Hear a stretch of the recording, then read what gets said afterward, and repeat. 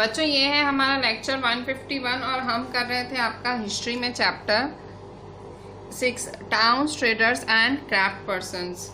हम कर रहे थे सूरत की स्टडी, हम सूरत के बारे में देख रहे थे।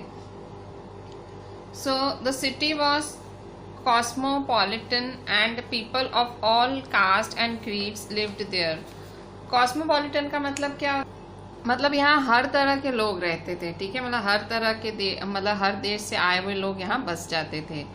यहाँ पे हर कास्ट, हर क्रीड के लोग रहते थे। कोई भी धर्म, कोई भी जाति, कोई भी बात आपको सूरत में देखने मिले।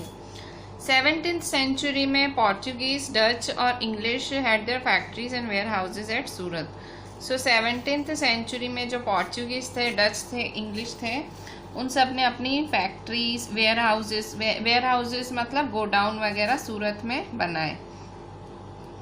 एक इंग्लिश क्रॉनिकलर के हिसाब से, according to English chronicler Ovington who wrote an account of the port in 1689, on average 100 ships of different countries could be found anchored at the port at any given time. So एक English chronicler था। English chronicler मतलब वो जो history की dates लिखते हैं वो। उसका नाम था ओविंगटन। तो ओविंगटन ने बताया है कि भाई 1689 में तकरीबन 100 शिप्स अलग अलग कंट्रीज की, on average 100 ships of different countries could be found anchored at the port at any given time. मतलब तकरीबन 100 शिप्स अलग अलग कंट्रीज की वहाँ पे आपको देखने मिलेगी, 100 शिप्स। इस तरह से ओविंगटन ने बताया था कि सूरत भाई इतना ज़्यादा फेमस पोर्ट है, मतलब किनारा है कि 100 शिप्स एक ही समय पे आपको देखने मिल सकती है, ओविंगटन ने बताया।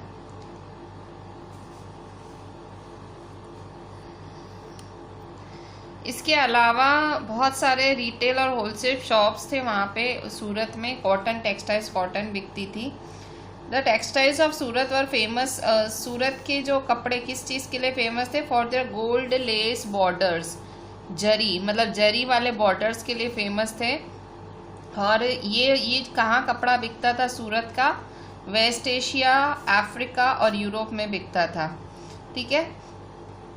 The state built numerous rest houses to take care of the needs of people from all over the world and who came to the city. जो सूरत शहर था वहाँ पे वो बहुत सारे रेस्ट हाउसेस बना था। रेस्ट हाउसेस का मतलब, रेस्ट हाउसेस मतलब आराम करने की जगह बनाता है। सूरत में बहुत सारे आराम करने की जगह है। जो भी बाहर से आए उसके लिए आराम करने की जगह सूरत में आपको देखने मिलेगी। बहुत सारी सुंदर सुंदर बिल्डिंग्स हैं और बहुत सारे पार्क्स हैं। जो काठियावाड़ के सेठ्स होते थे और महाजन्स होते थे, उनके जो थे बहुत बड़े बड़े बैंकिंग हाउसेस थे सूरत में, ठीक है। तो काठियावाड़ सेठ और mahajans had huge banking houses at Surat. Banking houses मतलब जो प्राइवेट बैंक्स वगैरह होते थे वो, ठीक है। मतलब प्रॉपर बैंक नहीं, कुछ लोग चलाते थे मिलके, वैसा कुछ।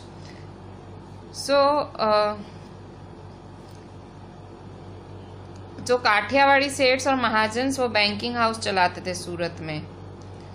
इसके बाद सूरत में हुंडीज भी बहुत फेमस थी। हुंडीज क्या होता है? हुंडीज मतलब भाई आप यहाँ से पैसा भेजो और दूसरा जना दूसरे शहर से वो पैसा ले, ठीक है।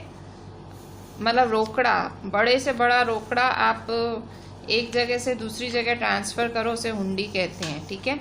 जैसे मेरे को यहाँ पे किसी को 50,000 भेजने हैं, 50,000, मैं यहाँ रहती हूँ और मुझे इजिप्ट में कैरो जगह में भेजने हैं। मैं इजिप्ट में भेजूँगी तो इजिप्ट के लिए मैं यहाँ से हुंडी कर दूँगी, तो उस इंसान को ऑटोमेटिक वहाँ पे, मतलब इनके क्या होते हैं? एजेंट्स होते हैं भाई। सूरत में भी होंगे, इजिप्ट में भी होंगे, इराक में भी होंगे।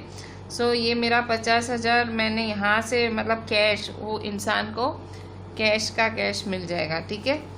आपके पेरेंट्स वगैरह अगर जो बिज़नेस में हैं तो आजकल वो लोग उसे हवाला बोलते हैं, ठीक है।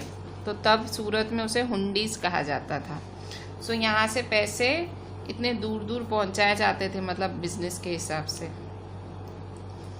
पर सूरत है, सूरत का नाम कम होने लगा 17th सेंचुरी की एंड तक। रीज़न क्या था, सूरत का नाम क्यों कम होने लगा?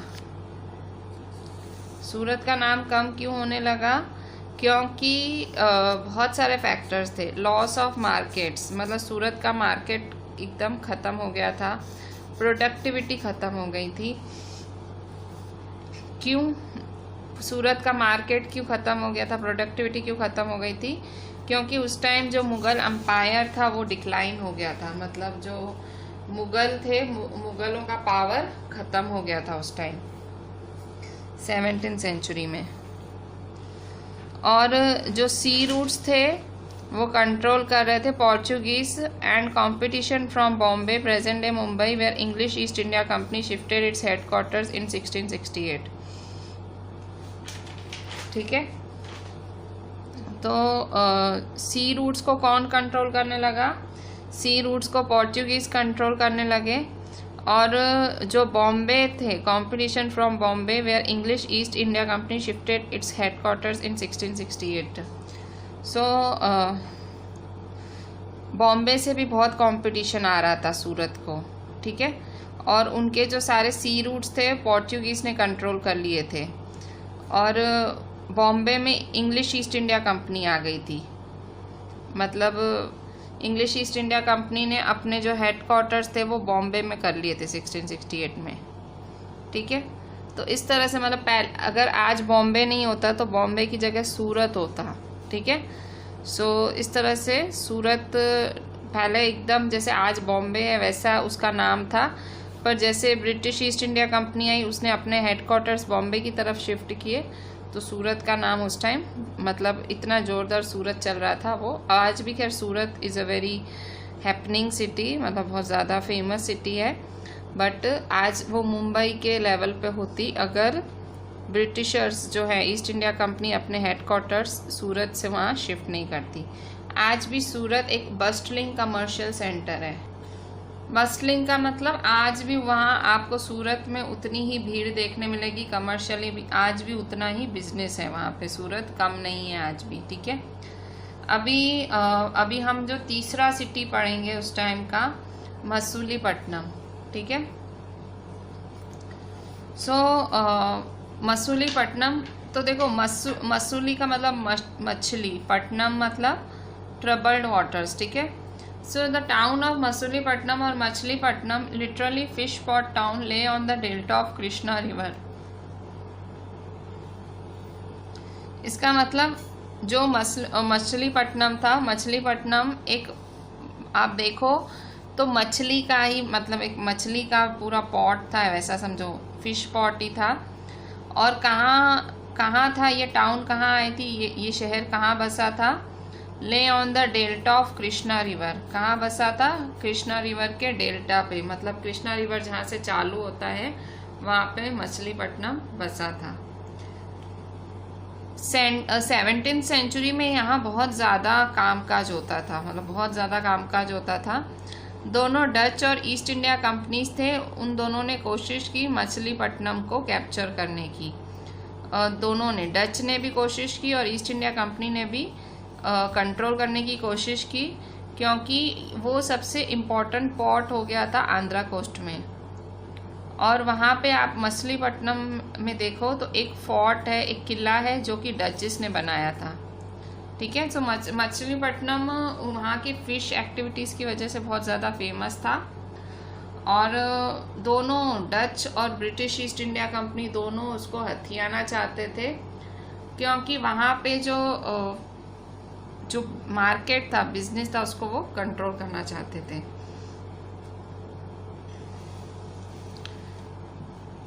तो वहाँ पे जो कुतुब शाही रूलर्स थे गोलकोंडा के, सो जो गोलकोंडा के रूलर्स थे उन्होंने टेक्सटाइल्स पे, स्पाइसेस पे और बाकी चीज़ों पे क्या लगा दिया? टैक्स लगा दिया। ठीक है, सो मतलब जैसे कि ईस्ट इंडिया कंपनी के हाथ में ना चला जाए। टैक्स भी नहीं, उन्होंने मोनोपोली लगा दी कि भाई हम ही बेचेंगे। मोनोपोली क्या होती है? हम ही बेचेंगे। तो जो गोलकोंडा के कुतुब शाही रूलर्स थे उन्होंने रॉयल मोनोपोली लगा दी टेक्सटाइल्स पे, मतलब मछलीपट्टनम के टेक्सटाइल्स, स्पाइसेस और बाकी आइटम से, ताकि भाई ये सारी जो ट्रेडिंग है, ठीक है, ये सारा जो सामान है कंप्लीटली ईस्ट इंडिया कंपनीज के हाथ ना लग जाए, ठीक है।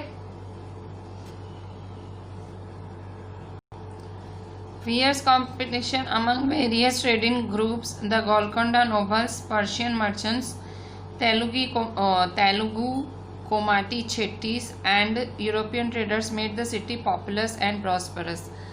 मतलब अब जो गोलकोंडा के किंग्स थे उन्होंने तो मोनोपोली कर दी कि भाई हम ही बेचेंगे, तो और भी चीज़ें बहुत थी मछलीपट्टनम में बेचने लायक। तो किन किन के बीच में कंपटीशन चलता था उन चीज़ों को लेके?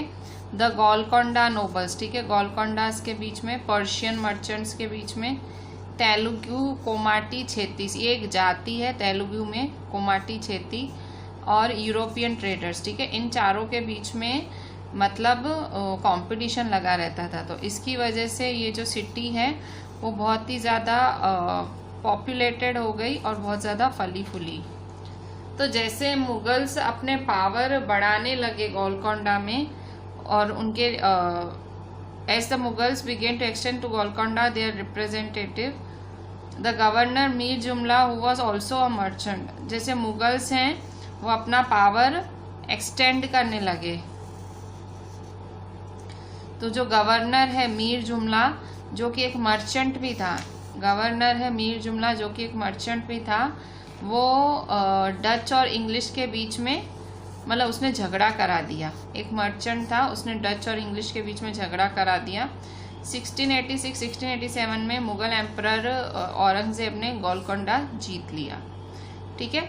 मतलब जो मछलीपट्टनम या मछलीपट्टनम बहुत फेमस होने लगा था। क्यों?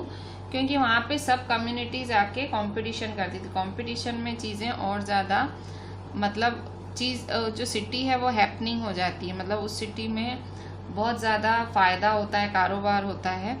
तो गोलकोंडा नोबल्स, गोलकोंडा जो कम्युनिटी थी उसके nobles, Persian merchants, Telugu Komati chettis, European traders, इनकी वजह से जो सिटी थी एकदम बहुत ही फल रही थी, फूल रही थी। और जैसे ही वही मुगल अपना पावर बढ़ाते जा रहे थे गोलकोंडा में, तो as the Mughals began to extend their power to Golconda, their representative, the governor Mir Jumla, who was also a merchant, began to play off the Dutch and English against each other. तो मतलब मुगल अपने power बढ़ाते जा रहे थे, तो उनके एक रिप्रेजेंटेटिव था मीर जुमला। मीर जुमला ने डच और इंग्लिश के आपस में ही भिड़ा दिया, ठीक है। सो 1686-1687 में औरंगजेब ने गोलकोंडा जीत लिया, मतलब मुगलों की एंट्री हुई ऐसे मछलीपट्टनम में। So this cause the European companies to look for alternatives, क्योंकि अभी औरंगजेब ने जीत लिया गोलकोंडा, तो अब यूरोपियन कंपनीज को कुछ और सोचना पड़ा। तो इंग्लिश ईस्ट इंडिया कंपनी ने नई पॉलिसी बनाई कि अगर it was not enough if a port had connection with the hinterland, the new company's trade center it was felt should combine political and commercial roles. Hinterland का मतलब क्या है? जो दूर दराज वाले इलाके हैं उन्हें हिंटरलैंड कहा गया है, ठीक है। सो हिंटरलैंड में क्या बोल रहा है? It was a part of the new policy of English East India company. English East India company की ये नई पॉलिसी थी कि अगर भाई जो पोर्ट है, मतलब जो वो पोर्ट क्या होता है? जो समुद्र के किनारे की जो जगह होती है जहाँ पे सारे ऐसे जहाँ पे सारे ट्रेडिंग वगैरह होते हैं। सो जो पोर्ट्स हैं had connections with the production centres of the hinterland. अगर मतलब भाई इतना ही बहुत काफ़ी नहीं है। हिंटरलैंड मतलब दूर दराज के इलाकों के साथ सिर्फ कनेक्शन होना काफ़ी नहीं है।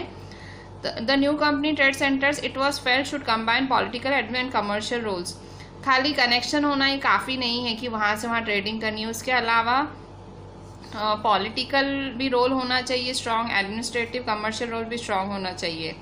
तो मतलब मछलीपट्टनम में ये सब नहीं हो पा रहा था, पॉसिबल नहीं था, और औरंगजेब ने भी जीत लिया था, मुगलों का राज्य हो रहा था। सो फिर क्या हुआ? धीरे धीरे जो कंपनी ट्रेडर्स थे, ठीक है, so the company traders moved to Bombay, Calcutta present day Kolkata and Madras present day Chennai. ठीक है। सो धीरे धीरे सारे ट्रेडर्स कहाँ चले गए, बॉम्बे, कलकत्ता और मद्रास चले गए, क्योंकि यहाँ ईस्ट इंडिया कंपनी ने क्या बोला कि खाली कनेक्शन होना ही काफ़ी नहीं है, वहाँ पे भाई पॉलिटिकल भी होना चाहिए, एडमिनिस्ट्रेटिव रोल भी होना चाहिए कंपनी का, कमर्शियल रोल भी होना चाहिए। मतलब पहले गोलकोंडास नहीं घुसने दे रहे थे, फिर मुगल एम्परर आ गया तो ईस्ट इंडिया कंपनी अपने पैर नहीं जमा पा रही थी। सो ये लोग इसलिए कहाँ चले गए, बॉम्बे चले गए, कलकत्ता चले गए, मद्रास चले गए।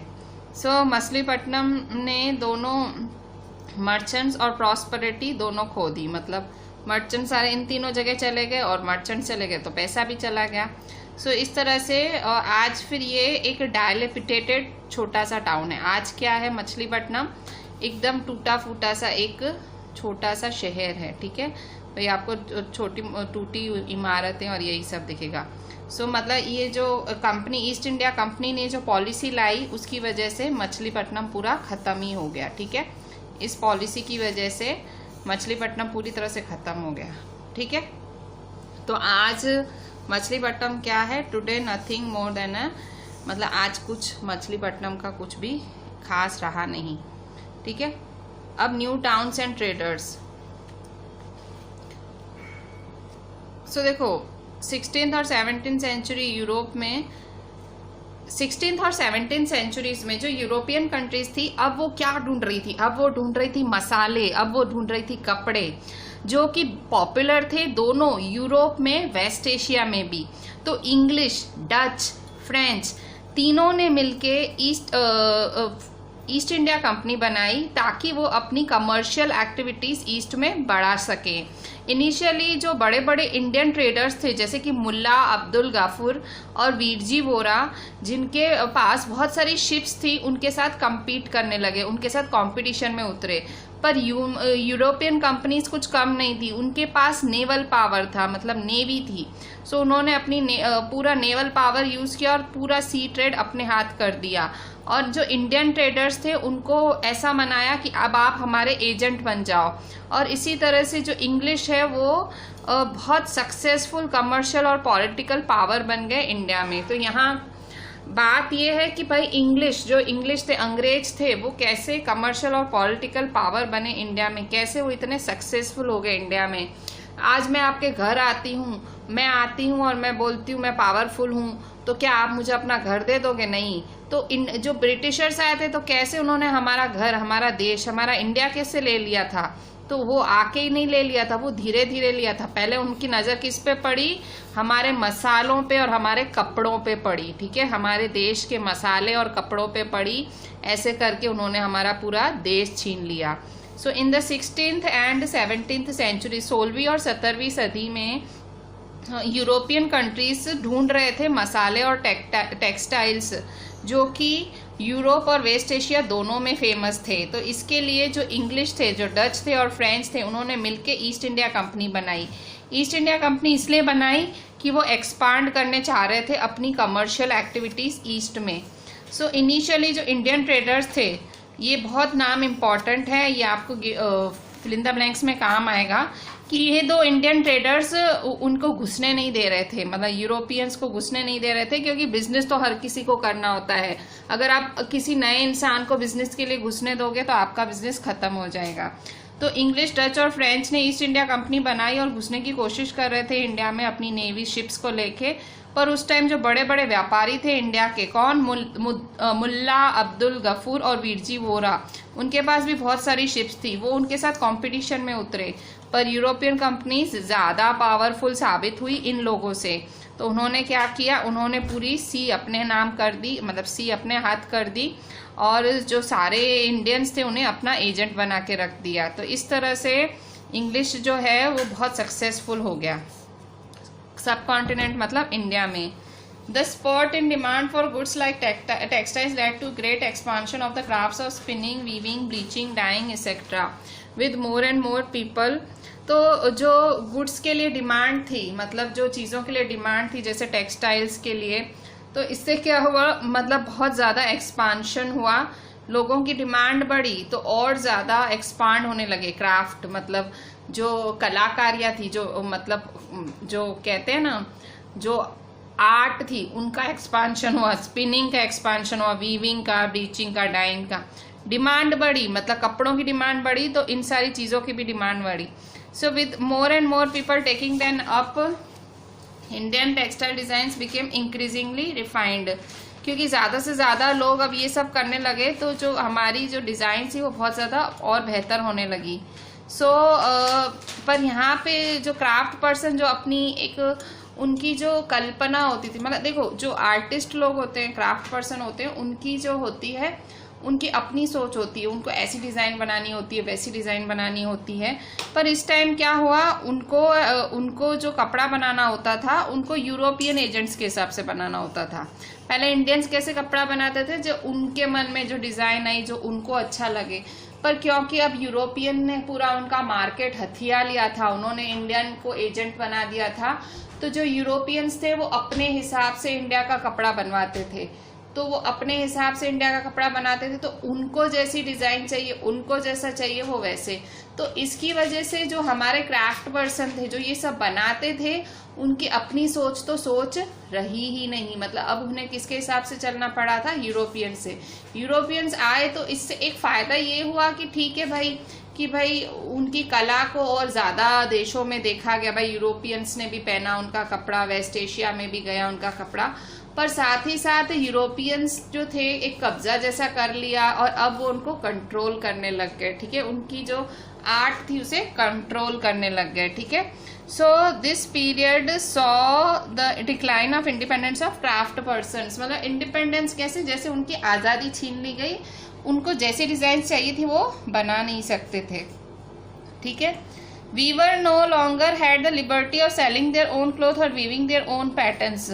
अब जो वीवर्स थे, जो कपड़े बनाने वाले थे, उनको अपने कपड़े यूरोपियंस को ही बेचने पड़ते थे. वो अपना कपड़ा बना के खुद डायरेक्ट नहीं बेच सकते थे और वो अपने पैटर्न्स भी नहीं बना सकते थे.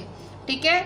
उन्हें वही कपड़े बनाने होते थे जो कि कंपनी के एजेंट. हमने पढ़ा था आगे कि यूरोपियंस ने इंडियंस को क्या बना दिया, एजेंट. इंडिया के जो बड़े बड़े ट्रेडर्स थे पूरी सी खुद कंट्रोल कर ली और उन्हें अपना एजेंट बना दिया. तो वीवर्स को जो कपड़ा ये लोग देते थे उनको उसी कपड़े पे उनको मतलब काम करना होता था. मतलब वीवर्स का तो अब कुछ रह ही नहीं गया था, मतलब उनकी कोई वैल्यू ही नहीं रह गई थी, वैसा समझ लो. So they had to reproduce the design supply to them by the company agents. 18th century में क्या हुआ, 18th सेंचुरी में बॉम्बे, कलकत्ता, मद्रास, वो एक बहुत बड़ी बड़ी सिटीज बन के उभरी. आज हमारे जो हम कहते हैं ना कि आज हमारे जो देश की बड़ी बड़ी सिटीज में मेट्रो सिटीज कहा जाता है. तो मेट्रो सिटीज में हम बोलते हैं बॉम्बे है, मद्रास, बॉम्बे, बेंगलुरु है, दिल्ली है. ठीक है. तो हम ये सब मेट्रो सिटीज के नाम लेते हैं. तो तब 18th सेंचुरी, 18वीं सदी में जब ब्रिटिशर्स ने अभी कदम ही रखा था इंडिया में, तब कौन सी मेन सिटीज बन के उभरी थी. इंडिया की जो बड़े बड़े सिटीज कौन थे उस टाइम. सो क्योंकि हम पढ़ रहे हैं हिस्ट्री तो हम उसी टाइम का पढ़ेंगे ना. सो कौन सी मेन सिटीज बन के उभरी थी. The 18th century saw the rise of Bombay, Calcutta, Madras. तो Bombay, Calcutta, Madras which are nodal cities today. मतलब उस टाइम ये तीनों सिटीज एकदम उभरी थी, मतलब उस टाइम ये तीनों सिटीज एकदम फेमस हुई थी और आज तो ये सिटीज मेन है, आपको पता है. Crafts and commerce underwent major changes as merchants and artisans were moved into black towns established by the European companies within these two new cities. जो क्राफ्ट था, कॉमर्स था, मतलब उस टाइम जो सारी कलाकारियाँ थी, सब कुछ था, तो बहुत सारे चेंजेस हुए क्योंकि जो मर्चेंट्स थे, मतलब मर्चेंट मतलब मैंने आपको बताया था ट्रेडर्स वगैरह, आर्टिसंस मतलब कड़िया काम करने वाले, वीवर्स, वो उनको ब्लैक टाउन्स में बेच दिया गया. ब्लैक टाउन्स क्या होता है, यूरोपियन कंपनीज ने ब्लैक टाउन्स बनाए थे. सो उनको वहाँ रहने के लिए बोला गया. ठीक है. मतलब यहाँ पे उन्होंने वीवर्स को और मर्चेंट्स को ब्लैक टाउन्स में रहने भेज दिया. यूरोपियन कंपनीज ने इन सिटीज में ब्लैक टाउन्स करके बनाए. द ब्लैक्स और native traders and craft persons were confined here while the white rulers occupied the superior of Fort George, Saint George in Madras और Fort Saint William in Calcutta. मतलब जो काले लोग होते थे, मतलब देखो हम इंडियंस को ये लोग काला ही मानते थे, ब्राउन, मतलब हम ब्राउन नहीं उनको समझ आता था, हम काले दिखते थे इनको. तो हम जैसे जो ब्राउन कलर, ऑब्वियसली हमारी स्किन टोन क्या है, ब्राउन है. तो मोस्टली जो भी इंडियन वीवर्स है, इंडियन मर्चेंट्स हैं, उनको वो ब्लैक टाउन्स में रखते थे। उन्होंने मद्रास में और इन सिटीज़ में इन्होंने ब्लैक टाउन्स करके जगह बनाई थी जहाँ पे इंडियंस वगैरह और जो काले काले लोग हैं उनको रहने के लिए बोला जाता था। और जो सफ़ेद चमड़ी वाले मतलब खुद लोग, ये यूरोपियन वगैरह होते थे, सो ये वाइट स्किन जो पीपल होते थे वो लोग रहते थे। उन्होंने अपने लिए सेंट जॉर्ज मतलब फोर्ट में, किलों में रहते थे खुद, ठीक है, खुद बड़े अच्छे अच्छे किलों में रहते थे, ठीक है। So white rulers occupied the superior residencies of Fort Saint George in Madras और Fort Saint William in Calcutta. मतलब इंडियंस को ब्लैक सिटी में रहने का, और इनको जो ये सारे यूरोपियंस वगैरह थे जो गोरे थे, इनको वाइट, ये खुद रहते थे, वाइट रूलर्स रहते थे, बड़े बड़े किलों में रहते थे। अभी और ज़्यादा ये क्राफ्ट और कॉमर्स की जो कहानी है वो आप और पढ़ोगे 8th में, ठीक है। ये तो अभी आपने कुछ ही पढ़ा, अभी आप और कहानी पढ़ोगे नेक्स्ट ईयर, ठीक है। सो अब हम देखते हैं इस चैप्टर के कुछ फिल इन द ब्लैंक्स, ठीक है। क्वेश्चन 1 है आपका, first number, the Raja Rajeshwar temple was built in. कहाँ बनाया गया था राजा राजेश्वर टेम्पल? सो राजा राजेश्वर टेम्पल कहाँ बिल्ट हुआ था, कहाँ नहीं, मतलब कब बिल्ट हुआ था? Was built in early 11th century। Ajmer is associated with the Sufi संत। अजमेर जो है कौन से संत, सूफी संत मतलब कौन से मुसलमानों के संत के नाम से एसोसिएट किया जाता है? Khwaja Moinuddin Chishti. Khwaja Moinuddin Chishti. Hampi was the capital of the blank empire. Hampi किसका कैपिटल था? हम्पी था कैपिटल विजयनगर का, Vijayanagara. The Dutch established a settlement at blank in Andhra Pradesh. Dutch ने अपनी जो कहाँ रहे थे आके, आंध्र प्रदेश में कहाँ रहे थे आके? सो डच पीपल आंध्र प्रदेश में मसूली पट्टनम में आके रहे थे, मसूली पट्टनम। अब स्टेट वेदर ट्रू और फॉल्स। सो पहला क्वेश्चन है, we know the name of the architect of Raja Rajeshwar temple from an inscription. आपको राजा राजेश्वर जो टेम्पल है उसके आर्किटेक्ट का नाम कहाँ से जानने मिला? उसके आर्किटेक्ट का नाम हमें वहाँ के इंस्क्रिप्शन से जानने मिला। तो सही बात है, उसने अपना नाम वहीं लिखवाया था। So true. Merchants preferred to travel individually rather than in caravan. Merchants क्या थे? अलग अलग ट्रैवल करते थे कारवां में। कारवां मतलब इकट्ठे ट्रैवल नहीं करते थे। So the answer is false. वो उल्टा ग्रुप में ट्रैवल करना पसंद करते थे। Kabul was a major centre for trade in elephants. जो काबुल था क्या वो एलिफेंट्स के लिए मेजर सेंटर था? So answer is false. Kabul नहीं था एलिफेंट्स के लिए famous. D, Surat was an important trading port on the bay of Bengal. क्या सूरत बे ऑफ बंगाल पे एक इम्पॉर्टेंट ट्रेडिंग पोर्ट था?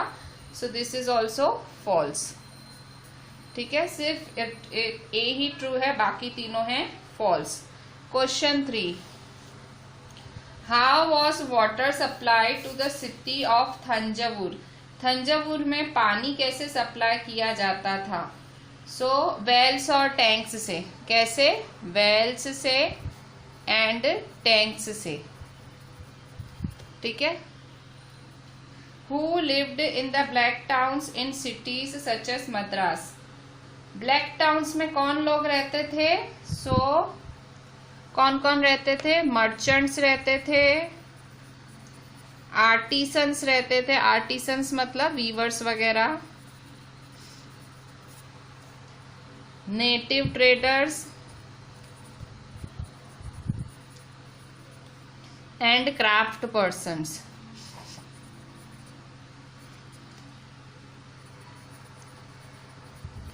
तो ये सारे लोग कहाँ रहते थे? ये सारे लोग ब्लैक टाउन्स में रहा करते थे। ठीक है, सो ये था आपके छोटे छोटे क्वेश्चंस। अब थोड़े से बड़े क्वेश्चंस देखते हैं।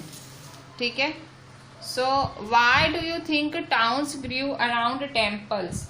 आप क्या सोचते हो कि इन टेम्पल्स के आजू बाजू क्यों जो है टाउन्स बन गए, मतलब छोटे छोटे शहर कैसे बन गए मंदिरों के आजू बाजू? पहले तो सिर्फ मंदिर हुआ करते थे, तो इन मंदिरों के आजू बाजू छोटे मोटे शहर भी कैसे बन गए? सो द आंसर इज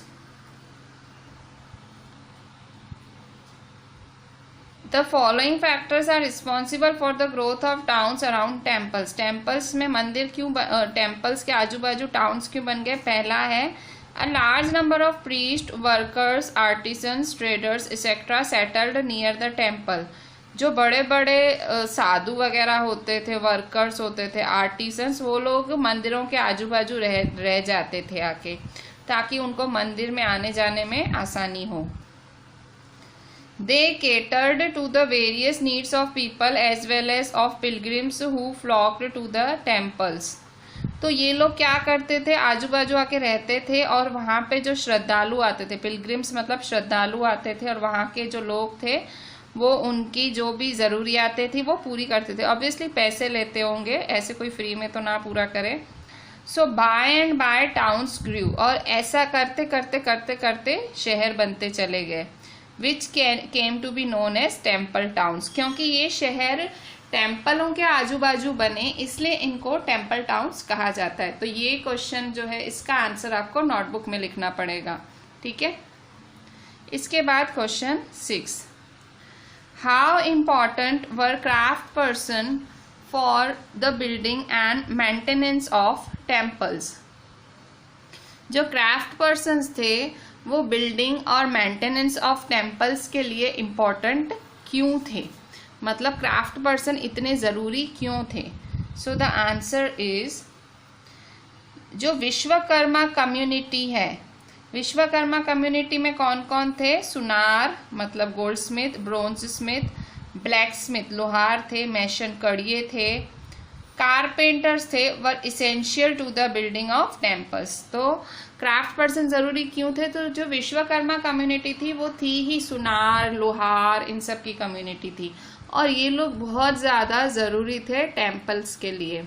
ठीक है, फिर नेक्स्ट है weavers such as the Saliyar और Kaikolars were prosperous communities and they made ample donations to temples. So जो वीवर्स, जो वीविंग कम्युनिटी थी वो भी बहुत ज़्यादा वेल्दी थी, प्रॉस्परस थी, पैसे वाली कम्युनिटी थी। सो जो वीवर्स थे उन वो वीवर जाति कौन थी, मतलब कपड़ा बुनने वाली जाति कौन थी? सालियार और काइक कोलार्स और सालियार। तो ये जो थी ये बहुत ज़्यादा प्रॉस्परस पैसे वाली कम्युनिटीज़ थी, और वो टेम्पल्स को डोनेशन दिया करते थे। Third, the craft persons of Bidar were skilled in their inlay work in copper and silver. जो बिदार के क्राफ्ट पर्सन्स थे, बिदार के जो क्राफ्ट पर्सन्स थे वो बहुत ज़्यादा अपने काम में निपुण थे, बहुत ज़्यादा होशियार थे, कॉपर और सिल्वर का काम बहुत ज़्यादा अच्छा करते थे, वो इम्पॉर्टेंट थे for the building, they were also important for the building and maintenance of temple in their own way. वो बिल्डिंग और टेम्पल्स अपने तरीके से बनाते थे, तो इसीलिए जो क्राफ्ट पर्सन इतने ज़्यादा इम्पॉर्टेंट थे टेम्पल्स को बनाने के लिए। 7th question, why did people from distant lands visit Surat? लोग दूर दराज के इलाकों से सूरत क्यों आते थे, सूरत क्यों आया करते थे पिछले टाइम में? पहला, Surat was the gateway for trade with West Asia via Gulf of Hormuz. अगर आप ऑर्मुज गल्फ को क्रॉस करो तो जो सूरत था, आप सूरत से अगर आप गल्फ ऑफ ऑर्मुज ट्रैवल करो तो सूरत और वेस्ट एशिया का वो गेटवे था, रास्ता था। ठीक है, सूरत और वेस्ट एशिया का रास्ता गल्फ ऑफ ऑर्मुज था। Surat has also been called the gate to Mecca. Surat को मक्का का रास्ता भी कहा जाता था। मक्का एक पिलग्रिमेज था, एक तीर्थ स्थल था। Because many pilgrims ships set sail from here, क्योंकि मक्का के लिए वहां से बहुत सारी शिप्स चलती थी। There was a big market for cotton textiles. One could find several retail and wholesale shops selling cotton textiles. Cotton textiles का एक बहुत बड़ा बाजार था सूरत में। आपको वहाँ पे बहुत सारे रिटेल मार्केट्स, होलसेल मार्केट्स जहाँ कॉटन बिकता था सूरत में मिल जाए उस time. The textile of Surat were famous for the gold lace borders, मतलब जरी वाले काम के लिए, जरी वाले बॉर्डर के लिए भी सूरत बहुत ज़्यादा फेमस था। कहाँ फेमस था? वेस्ट एशिया में, अफ्रीका में और यूरोप में। ठीक है। There were ample rest houses for the visitors, मतलब जो विजिटर्स थे, जो दर्शन करने वाले आते थे, उनके जो आराम करने के लिए सूरत में बहुत सारे रेस्ट हाउसेस बना दिए गए थे, ताकि कोई बाहर से आए तो उसको आराम करने के लिए जगह हो, जैसे होटल्स होते हैं आजकल। Magnificent buildings and innumerable pleasure parks attracted people of far off places, तो जो बड़ी बड़ी बिल्डिंग्स होती थी और बहुत सारे पार्क्स होते थे, सो वो लोगों को अट्रैक्ट करते थे। ठीक है, तो इसलिए लोग सूरत भागे भागे चले आते थे। क्यों आते थे लोग? क्योंकि वेस्ट एशिया से जोड़ता था गल्फ ऑफ हॉर्मुज से। सूरत मक्का का रास्ता था। सूरत कॉटन टेक्सटाइल्स के लिए फेमस था। सूरत जरी वाले गोल्ड लेस बॉर्डर्स के लिए फेमस था। सूरत ने व्यवस्था भी की हुई थी, कोई बाहर से आए तो उसके लिए रेस्ट हाउसेस बनाए थे, बिल्डिंग्स वगैरह भी, और पार्क्स वगैरह बनाए थे। ठीक है, देखते हैं क्वेश्चन 8। सो क्वेश्चन 8 है आपका, in what veg was craft production in cities like Kolkata different from their cities like Thanjavur? Calcutta में जो आर्ट थी, कलकत्ता की आर्ट थंजावुर की आर्ट से डिफरेंट क्यों थी? सो जो क्राफ्ट प्रोडक्शन था थंजावुर में, the craft production in Thanjavur was in form of inlay work in copper and silver white. ठीक है, वाइल मतलब क्राफ्ट थंजावुर में क्या था? थंजावुर में कॉपर और सिल्वर पे काम किया जाता था। कॉपर एंड सिल्वर पे अंदर से काम किया जाता था, अंदर से कलाकारी की जाती थी। थंजावुर में कॉपर और सिल्वर पे काम किया जाता था, जबकि while in Calcutta it was in the form of cotton textile, जबकि कलकत्ता कपड़े का मार्केट था। थंजावुर कहा, थंजावुर में कॉपर और सिल्वर का काम करा जाता था मेटल्स पे, और कलकत्ता में किसका मार्केट था? कपड़े का मार्केट था।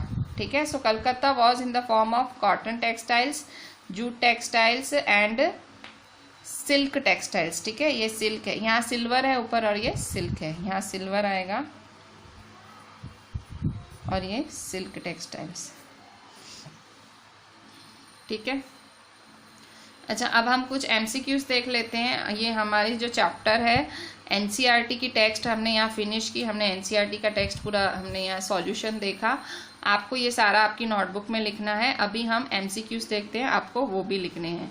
सो MCQs देख लेते हैं हम थोड़े से। सो 5 MCQs है, हम वो देख लेते हैं।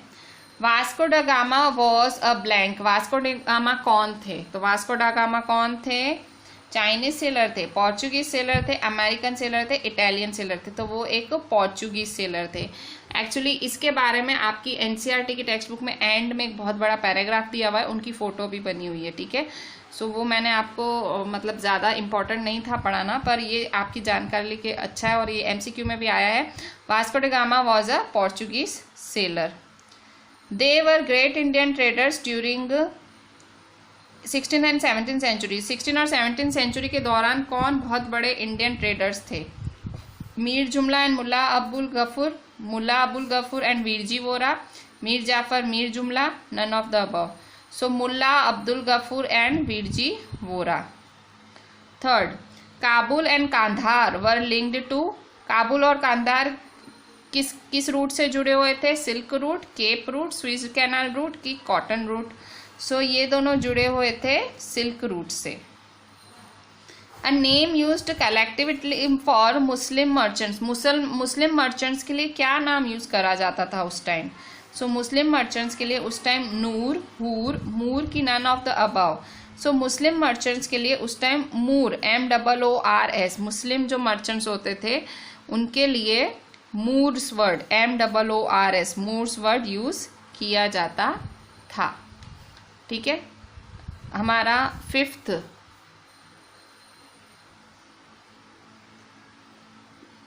The fort of Masulipatnam was built by, Masulipatnam का जो फोर्ट था किसने बनाया? इंग्लिश ने बनाया, फ्रेंच ने, डच ने कि पोर्चुगीज ने? सो मसूलीपट्टनम का फोर्ट बनाया था डच ने। ठीक है, डच ने बनाया था मसूलीपट्टनम का फोर्ट। ठीक है, सो हम यहीं एंड करते हैं ये chapter. With this we are ending this chapter.